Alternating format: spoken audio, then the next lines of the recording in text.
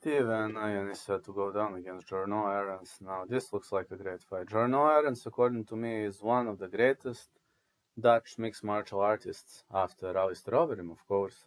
5'11", 73 inches of reach, fighting out of Limburg, Holland.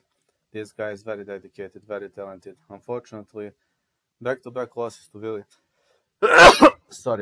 Gomez and Seung-Woo Choi are painful. He fought well, but unfortunately his cardio didn't get the job done. And Steven Nayan destroyed AJ Cunningham at the White Contender Series. I'm telling you, he's going to have a very hard job against Jarno Arons, because Arons is nearly unfinishable. It's very hard to finish him.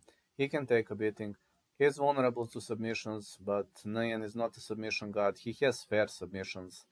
Arons can fire back. He likes long wars, so I'm going to say fight starts round 3.